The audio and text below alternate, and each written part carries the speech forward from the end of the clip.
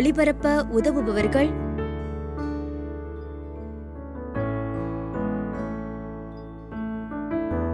பர்னதத் Joseph D Joseph, Keezhacheri, Chennai. இவர்களின் ஆன்ம இளைப்பாற்றிக்காக வேண்டி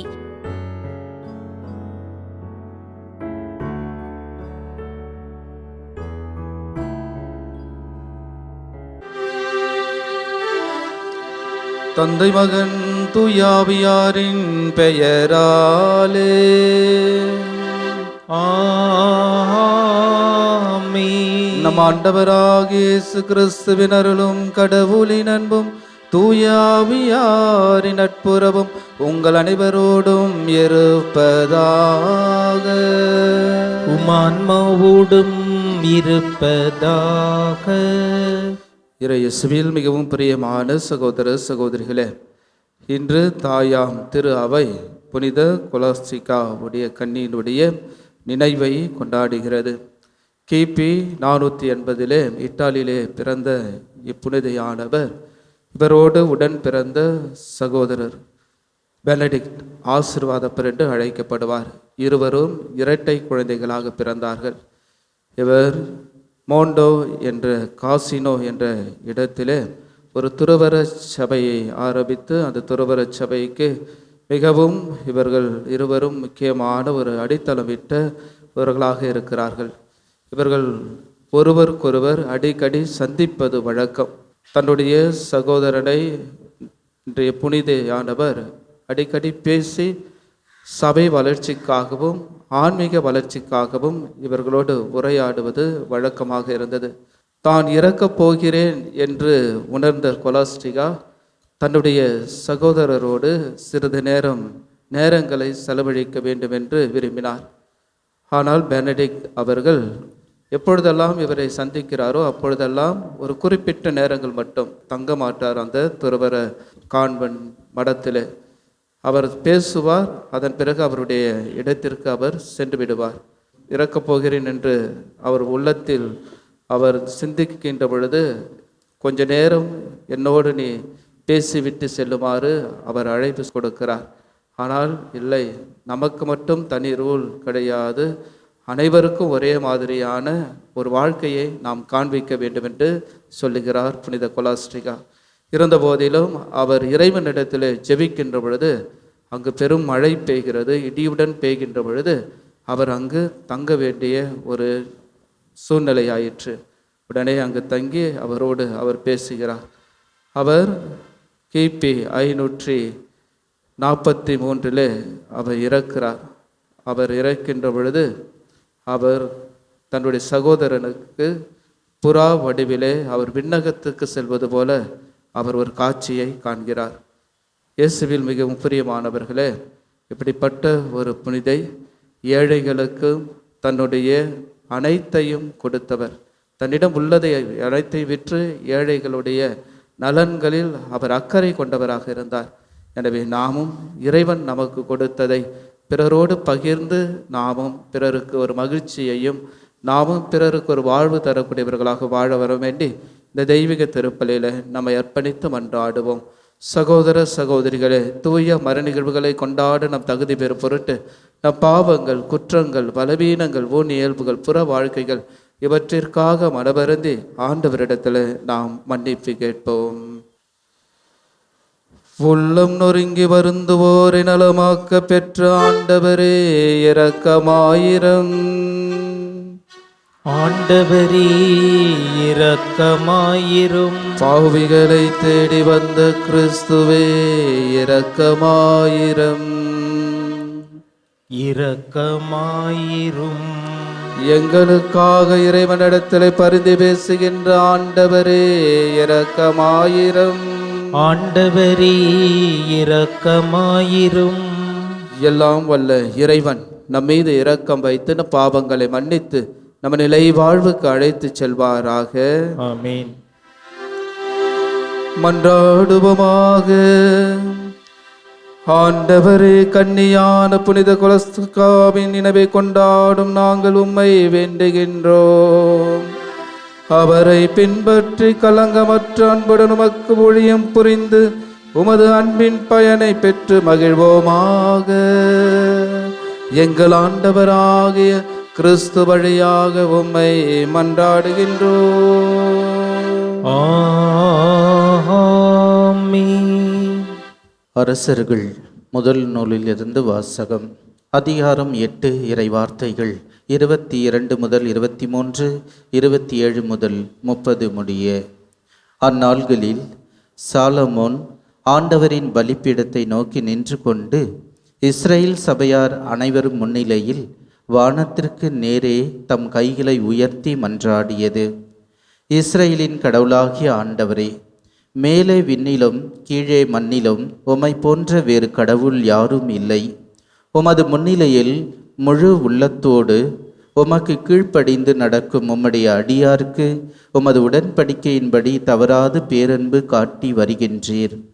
கடவுள் உண்மையில் இந்த மண்ணுலகில் தங்கி இருப்பாரா? வானமும் வான் மண்டலங்களும் உம்மை கொல்ல இயலாதிருக்க நான் கட்டியுள்ள கோவிலில் எப்படி உம்மை கொல்லும்? என் கடவுளாகிய ஆண்டவரே, உம் அடியான் செய்கின்ற வேண்டுதலையும் விண்ணப்பத்தையும் கேட்டருளும். உம் அடியான் இன்று உம் முன்னிலையில் எழுப்பும் கூக்குரலுக்கு செவிசாயும். வேண்டுதலை செய்யும், செவிசாய்த்தருளும். என் பெயர் இவ்விடத்தில் விளங்கும் என்று இக்கோவிலை பற்றி நீர் சொல்லியிருக்கின்றீர். இவ்விடத்தில் உம் அடியான் செய்யும் வேண்டுதலை கேட்டருள்வதாக. இரவும் பகலும் உமது கண்கள் இதனை நோக்கி இருப்பவனவாக. உம் அடியானின் விண்ணப்பத்திற்கும் இவ்விடத்தை நோக்கி செய்கின்ற உம் மக்கள் இஸ்ரேல் வேண்டுதலுக்கும் செவி சாய்ப்பீராக. உமது உறவிடமாகிய விண்ணகத்திலிருந்து கேட்டு அருள்வீராக. கேட்டு மன்னிப்பு அருள்வீராக. ஆண்டவரின் அருள்வாக்கு.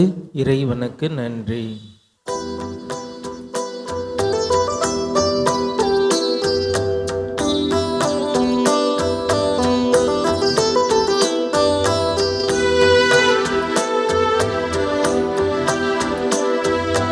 ஆண்டவரே, உம்முறை வீடம் இத்துணை அருமையானது.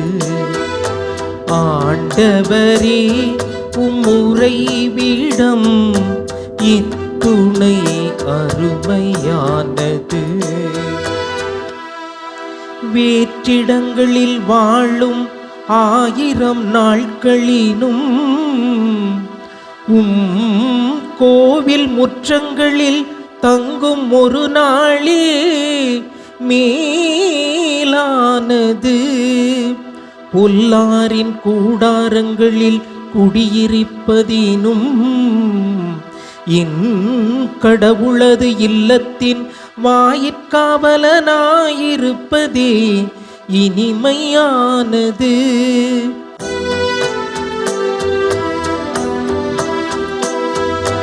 ஆண்டவரே, உம்முறை வீடம் இத்துணை அருமையானது. ஆண்டவரே, உம்முறை வீடம் இத்துணை அருமையானது.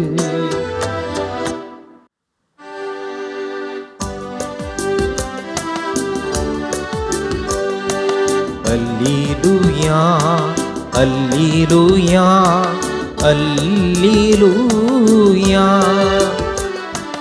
அல்லேலூயா, அல்லேலூயா, அல்லேலூயா. ஆண்டவரே, நீர் உம் நியமங்களை தந்தீர். உம் ஒழுங்குமுறைகளில் என் இதயம் நாட்டம் கொள்ளச் செய்தருளும். அல்லேலூயா, அல்லேலூயா, அல்லேலூயா. ஆண்டவர் உங்களோடு இருப்பாராக. உமான்மாவோடும் இருப்பாராக. மார்க்கெழுதிய தூய நற்செய்தியிலிருந்து வாசகம். ஆண்டவரே, மாட்சி உமக்கே. மார்க் எழுதிய நற்செய்தி அதிகாரம் 7 இறை வார்த்தைகள் 1 முதல் 13 முடிய. ஒரு நாள் பரிசேயரும் ஜெருசலேமில் வந்திருந்த மறைநூல் அறிஞரும் சிலரும் இயேசுவிடம் வந்து கூடினர். அவருடைய சீடருள் சிலர் தீட்டான, அதாவது கழுவாத கைகளால் உண்பதை அவர்கள் கண்டார்கள். பரிசேயரும் ஏன் யூதர் அனைவருமே தம் மூதாதையர் மரபை பின்பற்றி கைகளை முறைப்படி கழுவாமல் உண்பதில்லை.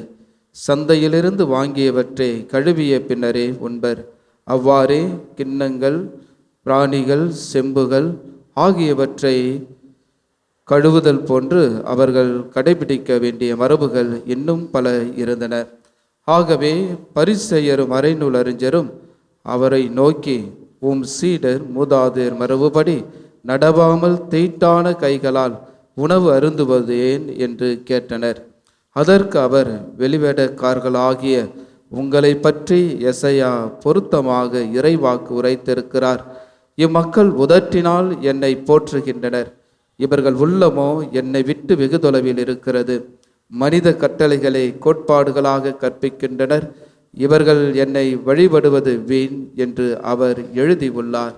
நீங்கள் கடவுளின் கட்டளைகளை கைவிட்டு மனித மரபை பின்பற்றி வருகிறவர்கள் என்று அவர்களிடம் கூறினார். மேலும் அவர், உங்கள் மரபை நிலைநாட்ட கடவுளின் கட்டளைகளை வெகு திறமையாக புறக்கணித்து விட்டீர்கள்.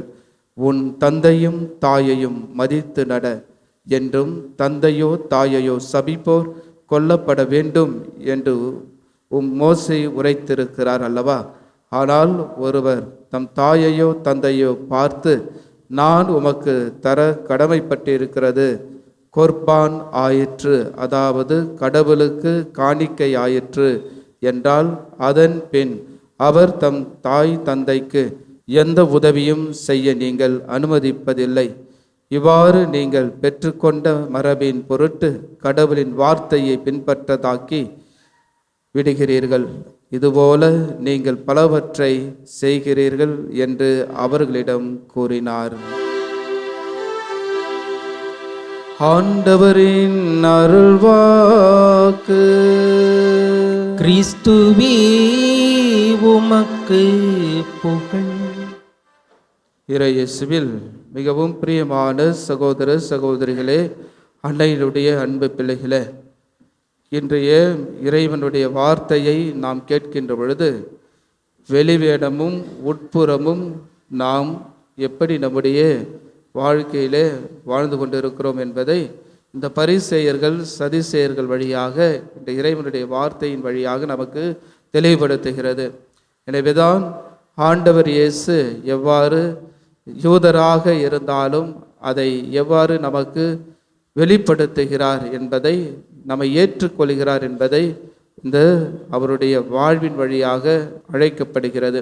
ஒரு முதியவர், ஒரு கிராமத்தில் ஒரு ஓட்டப்பந்தயம் நடந்தது. அப்பொழுது அந்த முதியவர் அந்த ஓட்டப்பந்தயத்தை பார்த்து கொண்டிருந்தார். அந்த கிராமத்தில் உள்ள பிள்ளைகளும் அனைவரும் வரிசையாக நின்று கொண்டு ஓடுவதற்கு ரெடியாக இருந்தனர். அப்பொழுது ஒரு சிறுவன் அந்த பந்தயத்திலே கலந்து கொண்டான். அவன்தான் வேகமாக ஓடினான். வந்தவுடனே அனைவரும் அந்த சிறுவனை மிகவும் பாராட்டினார்கள். இவ்வளோ பெரிய இந்த போட்டியில் நீ கலந்து கொண்டு மிக வேகமாக ஓடி நீ வெற்றி பெற்றிருக்கிறாயே என்று அனைவரும் பாராட்டினார்கள். ஆனால் அந்த முதியவர் மட்டும் எந்த ஒரு பாராட்டையும் அந்த சிறுவனுக்கு சொல்லவில்லை. அந்த சிறுவன், ஏன் முதியவர் என்னை பாராட்டவில்லை, எனக்கு நான் ஓடுகின்ற பொழுது நீங்கள் கைத்தட்டவில்லையே என்று சொல்லுகிறார். அதற்கு அந்த முதியவர் சொல்லுகிறார், நீ இந்த கிராமத்தில் நீ ஓடிவிட்டாய், வேறு கிராமத்திலிருந்து நான் 2 சிறுவர்களை உன்னோடு சேர்த்து ஓட சொல்கிறேன். நீ அவர்களோடு ஓடி நீ ஜெயிச்சு விட்டால் நான் உனக்கு கை தட்டுகிறேன் என்று சொல்லுகிறார். சரி, கூப்பிட்டுட்டு வாங்க அப்படின்னு அவர் அந்த முதியவருக்கு சொல்கிறார். அந்த முதியவரும் ரொம்ப ஒரு ஏழ்மையான குடும்பத்திலே பசியால் வாடுகின்ற ஒரு சிறுவனையும், ஒரு கண்ணு தெரியாத ஒரு மாற்றுத்திறனாளி ஒரு சிறுவனையும் அழைத்து வருகிறார். அந்த சிறுவன் இவர்களோடு ஓடுகின்ற பொழுது இன்னும் வேகமாக ஓடி முதல்ல வந்துடுறான். ஆனால் மற்றவர்கள் யாரும் அவனுக்கு கை தட்டவில்லை. ஆனால் பின்னாடி இந்த 2 அந்த ஏழை பையனும் இந்த கண் பார்வையற்ற அந்த சிறுவனும் வருகின்ற பொழுது அனைவரும் கை தட்டி கொண்டே இருக்கிறார்கள். அதற்கு அந்த சிறுவன் அந்த முதியவரிடத்தில் கேட்கிறான், ஏன் எனக்கு இவர்கள் கை தட்டவில்லை என்று. அதற்கு அந்த முதியவர் சொல்கிறார், நீ 2 பேருடைய கையையும் பிடித்து கொண்டு நீ வேகமாக நீ ஓடு என்று சொல்கிறார். மீண்டுமாக அவன் அந்த 2 பேருடைய கைகளை பிடித்து கொண்டு அவன் ஓடுகின்ற பொழுது அனைத்து மக்களும் அவனுக்கு கை தட்டுகிறார்கள். இயேசுவில் மிகவும் பிரியமானவர்களே, இந்த கதையானது நமக்கு என்ன சொல்கிறது என்றால், நாம் மட்டும் வாழ வேண்டும் என்ற ஒரு சுயநலத்தோடு வெளிப்புறத்தோடு இருக்கக்கூடிய பிள்ளைகளாக இருக்கிறோம். ஆனால் உட்புறத்தில் நாம் தூய்மையற்றவர்களாக இருக்கிறோம். இந்த ஒலிம்பிக்கிலும் கூட ஓட்டப்பந்தயத்தில் ஓடுகின்ற பொழுது முதல்ல ஓடுகிறார் ஒரு நாட்டு வீரர். ஆனால் ஓடுகின்ற பொழுது ஒருவர் கீழே விழுந்து விடுகிறார். அதை பார்த்தவுடனேயே தன்னுடைய ஓட்டத்தை குறைத்துவிட்டு அவருக்கு உதவி செய்கின்ற பொழுது அனைத்து பத்திரிகையாளர்களும் செய்தியாளர்களும் அவரை மிகைப்படுத்தி பேசக்கூடிய ஒரு நபராக அவர் மாறுகிறார். அவர் பதக்கம் வாங்கியிருந்தாலும் அப்படிப்பட்ட புகழ் கிடைத்திருக்காது. ஆனால் அவர் உதவி செய்ததனால் அப்படிப்பட்ட புகழ் அவருக்கு கிடைத்தது. இயேசுவில் மிகவும் பிரியமானவர்களே, நாம் இன்று சடங்குகள், சம்பிரதாயங்கள் இவைகளை நாம் மிகவும் நேசிக்கின்றோம். உண்மையான அன்பை நாம் நேசிப்பது கிடையாது. எனவேதான் பரிசேயர்கள் சட்டங்களையும் மரபுகளையும் விரும்பினார்கள். ஆனால் தான் அவர்கள் அந்த சட்டங்களை கை கழுவாமல் அவர்கள் வெளிப்படையாக வாழ்வது நமக்கு தெளிவாக காட்டப்படுகிறது. எனவேதான் இயேசு நமக்கு உள்ளத்தின் முக்கியத்துவத்தை சொல்கிறார். உள்முடைய உள்மனம் ஒரு முழுமையான தூய்மையாக இருக்க வேண்டும் என்று சொல்கிறார். வெளியிலே நாம் இப்படி அப்படி என்று சொல்வதை விட நான் அதற்கு சரியான ஒரு ஏற்ற ஒரு வாழ்க்கை என்னால் வாழ முடிகிறதா என்பதை நாம் உணர வேண்டும். அதை தான் ஆண்டவர் இயேசு என்ற நற்செய்தியின் வாயிலாக நமக்கு சொல்லி கொண்டு இருக்கிறார். எனவே நாம் வெளிப்புறத்தில் நாம் நீ இப்படி செய் அப்படி செய் என்று சொல்வதை விட உள்புறத்தில் அதற்கு தகுதி உள்ளவராக என்னுடைய வாழ்க்கை இருக்க வேண்டும். ஒரு ஆசிரியர் பள்ளியிலே பிள்ளைகளுக்கு பாடம் எடுத்து கொண்டு இருக்கின்ற பொழுது அவர்களுக்கு இவ்வாறாக சொன்னார், பிள்ளைகளே, போதைப் பொருட்கள், தீய பழக்க வழக்கங்கள் இவைகளுக்கு அடிமையாகாதீர்கள். நீங்கள் உங்களுடைய வாழ்க்கையிலே நீங்கள் சாதிக்க வேண்டியதை இழந்து போய்விடுவீர்கள் என்று சொல்கிறார். அப்படியே அந்த பள்ளியிலே பல பிள்ளைகள் தவறான நிலையில் வாழ்ந்ததனால் அதை அறிந்த ஆசிரியர் சொல்லுகின்ற பொழுது இதற்கு ஒரு தீர்வு காண வேண்டும் என்று அந்த ஆசிரியர் தன்னுடைய உள்ளத்திலே உணர்கின்ற பொழுது அதை தலைமை ஆசிரியரிடத்திலே சொல்லுகிறார். தலைமை ஆசிரியரிடத்தில் சொல்லுகின்ற பொழுது யார் இப்படி செய்கிறார்கள் என்று அந்த மாணவர்களை நாம் நிச்சயமாக கண்டுபிடிக்க வேண்டும் என்று சொல்கிறார். அப்படி சொல்லுகின்ற பொழுது ஒரு ஆசிரியர், தலைமை ஆசிரியர் சொன்னபடி ஒரு மாணவனை அவர் கண்டுபிடிக்கிறார். அந்த மாணவன் தலைமை ஆசிரியருடைய பையனாக இருக்கிறார். அதற்கு தலைமை ஆசிரியர், ஏன் என்னுடைய பையனை நீ அடித்தாய் என்று சொல்லுகிறார். இதற்கெல்லாம் காரணம் இவன்தான் என்று சொல்லுகிறார்.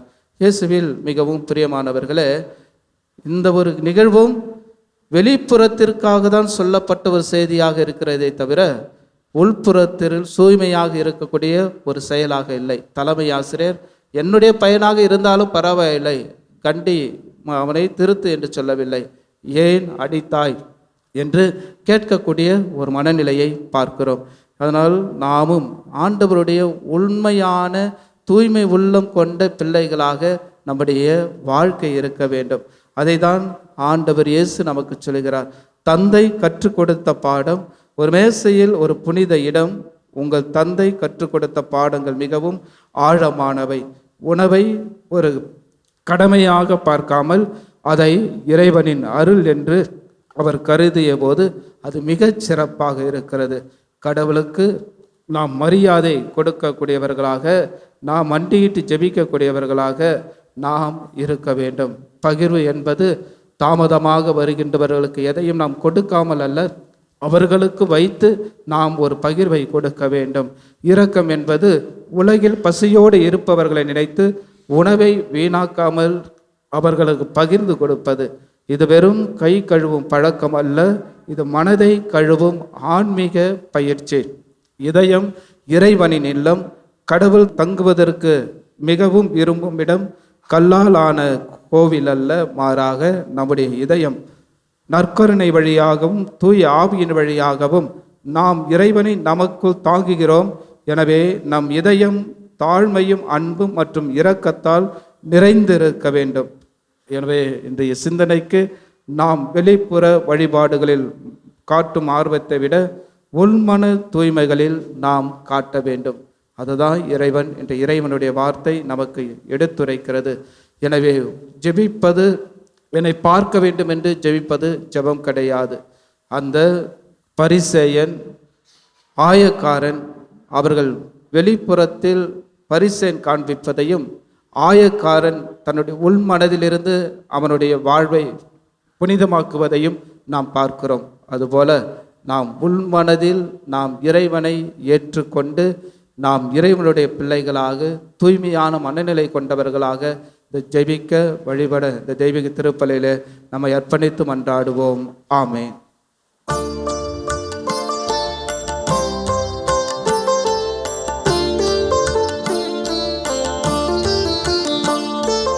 ஆலயத்தின் வாசல் வந்தால் அழுகை வருகுதே, ஆன மட்டும் அழுது விட்டால் அமைதி பெருகுதே. கண்ணீரை போல காணிக்கை இல்லை, கண்ணீரை போல காணிக்கை இல்லை. கண் கொண்டு பாரும் கடவுளின் மகனே, கண்ணீரின் அர்த்தங்கள் நீதானே. சகோதர சகோதரிகளே, என்னுடையது உங்களுடையதுமான இவ்வழி எல்லாம் வல்ல தந்தையாகிய இறைவனுக்கு ஏற்றதாகபடி மன்றாடுங்கள். ஆண்டவர் தமது பெயரின் புகழ்ச்சிக்காகவும் மாட்சிக்காகவும் நமது நன்மைக்காகவும் புனித திரு அவை அனைத்து நலனுக்காகவும் உமது கையில் இருந்து இப்பலியை ஏற்றுக்கொள்வாராக. ஆண்டவரே, கன்னியான புனித கொலஸ்ட்ராவில் விளங்கிய உமது வியத்தகு படிப்பினைகளை போற்றி மாண்புக்குரிய உம்மை பணிந்து வேண்டுகின்றோம். அதனால் அவருடைய பேரு பயன்கள் உமக்கு உகந்தவையாயிருந்தது போல கடமை உணர்வுடைய எங்கள் ஊழியமும் உமக்கு ஏற்புடையதாயிருப்பதாக. எங்கள் ஆண்டவராகிய கிறிஸ்து வழியாக உம்மை மன்றாடுகின்றோம். ஆண்டவர் உங்களோடு இருப்பாராக, உமான்மாவோடும் இருப்பாராக. இதயங்களை மேலே எழுப்புங்கள், ஆண்டவரிடம் எழுப்பியுள்ளோம். நம் இறைவனாகிய ஆண்டவருக்கு நன்றி கூறுவோம். அது தகுதியும் நீதியும் ஆனதே.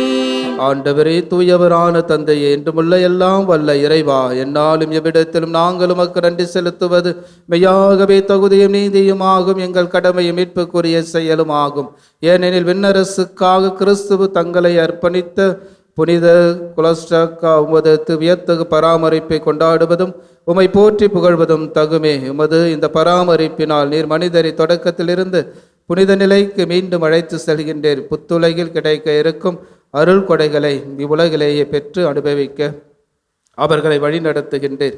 ஆகவே புனிதர் வானதூதர் அனைவரோடும் சேர்ந்து நாங்கள் உம்மை புகழ்ந்தேத்து முடிவின்றி ஆர்ப்பரித்து சொல்வதாவது: தூயவர் தூயவர் தூயவர், வான்படிகளின் கடவுளாம் ஆண்டவர். விண்ணகமும் மண்ணகமும் உமது மாட்சியால் நிறைந்துள்ளன. உன்னதங்களிலே ஓசன்னா. ஆண்டவர் பெயரால் வருகிறவர் ஆசி பெற்றவர். உன்னதங்களிலே ஓசன்னா. ஆண்டவரே, நிர்மையாகவே தூயவர், தூய்மை அனைத்துக்கும் ஊற்று. ஆகவே உம்முடைய தூய ஆவியை பொழிந்து இக்காணிக்கைகளை தூய்மைப்படுத்த உம்மை வேண்டுகின்றோம். இவ்வாறு எங்கள் ஆண்டவர் இயேசு கிறிஸ்துவின் உடலும் இரத்தமுமாக எங்களுக்கு இவை மாறுவனவாக. அவர் பாடுபட உளம் கனிந்து தம்மை கையளித்த போது அப்பத்தை எடுத்து நன்றி செலுத்தி அதை பிட்டு தம் சீடர்களுக்கு அளித்து கூறியதாவது: அனைவரும் இதிலிருந்து பெற்று உண்ணுங்கள், ஏனெனில் இது உங்களுக்காக கையளிக்கப்படும் என் உடல்.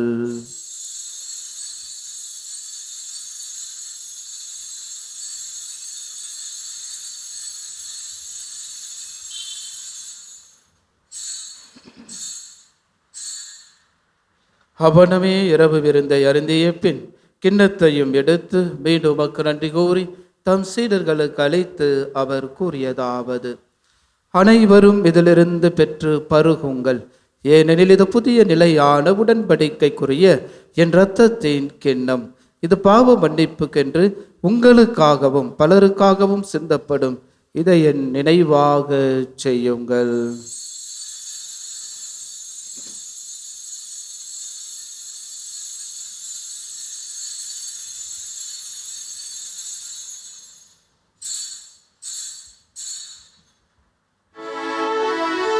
நம்பிக்கையின் மறைபொருள். ஆண்டவரே, நீர் வருமளவும் உமது இறப்பினை அறிக்கையிடுகின்றோம், உமது உயிர்ப்பினையும் எடுத்துரைக்கின்றோம். ஆகவே ஆண்டவரே, நாங்கள் கிறிஸ்துவின் இறப்பின் உயிர்ப்பை நினைவு கூர்ந்து வாழ்வு தரும் அப்பத்தையும் மீட்பளிக்கும் கிண்ணத்தையும் உமக்கு ஒப்புக் கொடுக்கின்றோம். திருமண் நமக்கு ஊழியம் புரிய தகுந்தவர்களை ஏற்றுக்கொண்டீர். எனவே உமக்கு நன்றி செலுத்துகின்றோம். மேலும் கிறிஸ்துவின் உடலிலும் இரத்தத்திலும் பங்கு கொள்ளும் எங்களை தூய ஆவியார் ஒன்று சேர்க்க வேண்டும் என உம்மை தாழ்மையுடன் மன்றாடுகின்றோம்.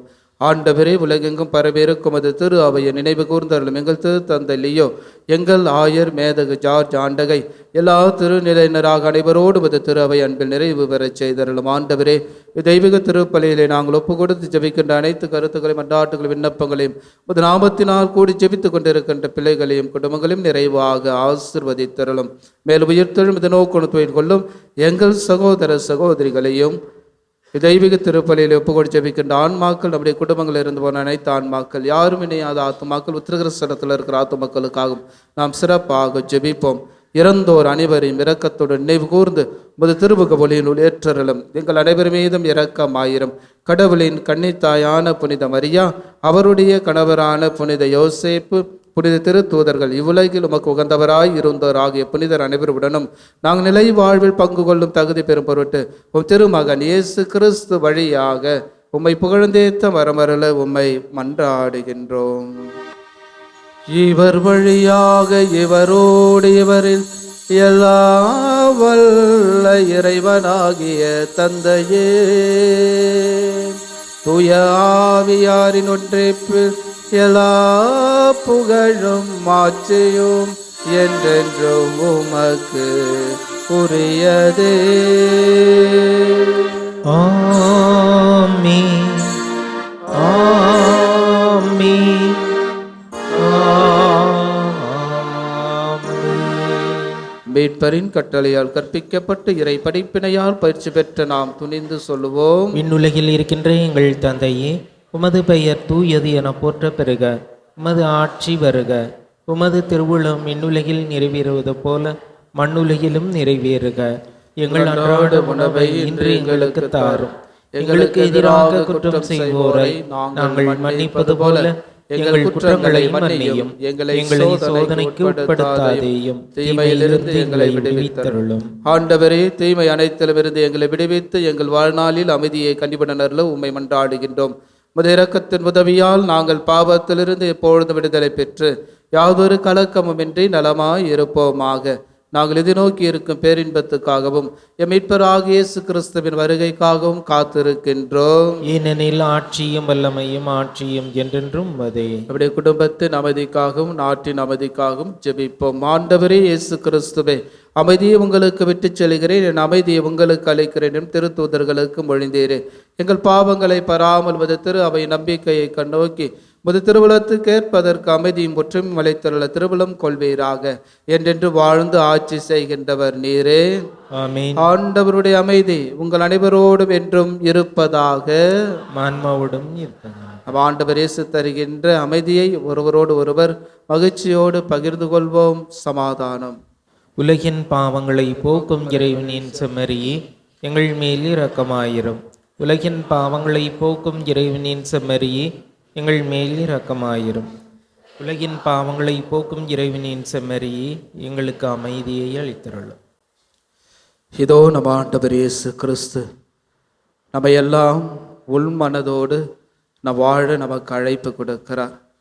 இதை மற்றவர் பார்க்கிறார் என்று செய்யாமல் இறைவன் என்னோடு இருந்து என்னை வழிநடத்துகிறார் என்று ஒவ்வொரு சொல்லிலும் செயலிலும் எண்ணத்திலும் வாழ்வோம்.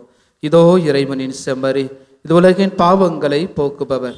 செம்மறியின் விருந்துக்கு அழைக்க பெற்ற நம் அனைவரும் பேறு பெற்றோர். ஆண்டவரே, நீரின் இல்லத்தில் எழுந்தருள நான் தகுதியற்றவன், ஆனால் ஒரு வார்த்தை மட்டும் சொல்லியருளும், எனது ஆன்மா நலமடையும். நன்றி கூறி மன்றாடுவோமாக. ஆண்டவரே எங்கள் இறைவா, விண்ணக கொடையின் பங்கேற்பால் ஊட்டம் பெற்ற நாங்கள் உம்மை வேண்டுகின்றோம். புனித குலஸ்டாக்கியாவின் எடுத்துக்காட்டால் இயேசுவின் பாடுகளை எங்கள் உடலில் தாங்கி உம்மை மட்டுமே பற்றி கொள்ள நாங்கள் முயல்வோமாக. எங்கள் ஆண்டவராகிய கிறிஸ்து வழியாக உம்மை மன்றாடுகின்றோம்.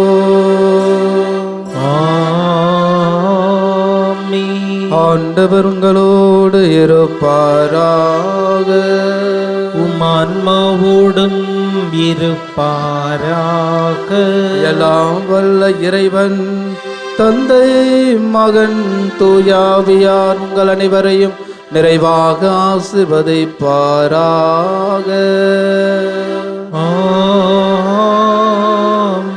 அன்னையின் அன்பு பிள்ளைகளாக வாழ்ந்திட சென்று வாழுங்கள்.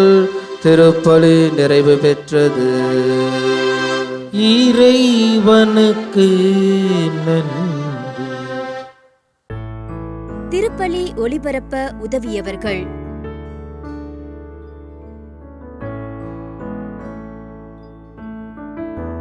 பெர்னதத் Joseph D Joseph Keezhacheri Chennai. இவர்களின் ஆண்மேலை பாற்றிக்காக வேண்டி